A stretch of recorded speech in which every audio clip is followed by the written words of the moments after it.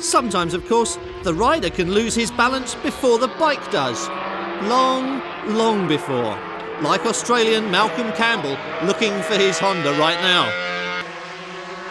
Dominic Sarron, bike number 4 at the Belgium Grand Prix, chucks it away in what I hope we have all now come to recognise as the approved style.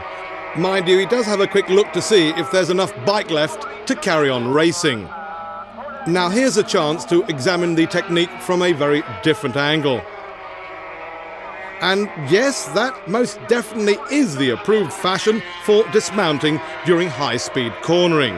And yet again, there's another case of magnetic attraction for those straw bales. Luckily, they protect the rider from any serious harm. So the moment we've all been waiting for, the start of round 3 at Po. And, almost immediately, the finish.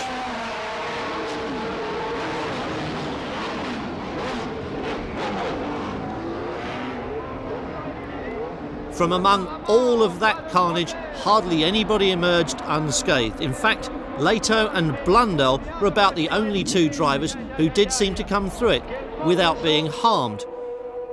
Although they weren't unchallenged and arrived at turn 3 with a wheel in the lead.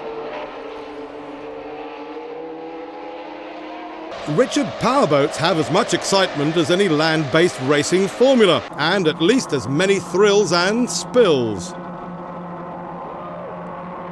For the drivers and the marshals, there is the added disadvantage that when you get it wrong, the infield may not only be soft, but it's always very, very wet.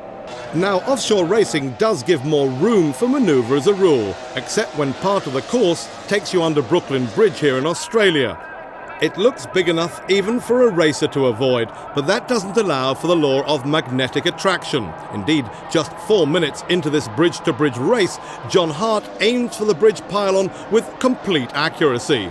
He hits it dead centre at full throttle, and by some incredible piece of luck, he gets thrown clear unhurt, while his boat is reduced to matchwood.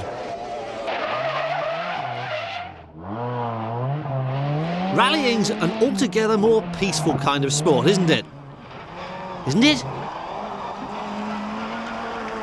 Well, maybe it isn't then. In fact, here's a 58-year-old driver with other ideas completely.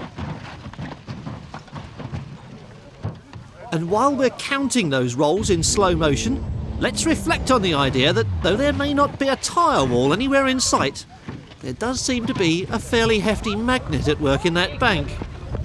1, 2, 3, 4.5 times over for him, and that makes this 1.5 times loop look almost tame by comparison. But there's no doubt that there is a magnet in that bank, and it starts to have its effect as soon as the car comes over the brow of the hill. There's the moment of liftoff.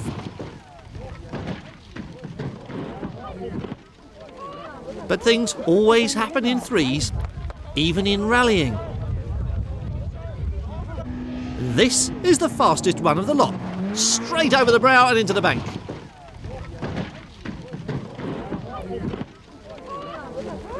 Here it is again, in slow motion. Watch this car roll over and over and reflect on the fact that the worst injury sustained in this or either of the other 2 incidents here today was a broken finger.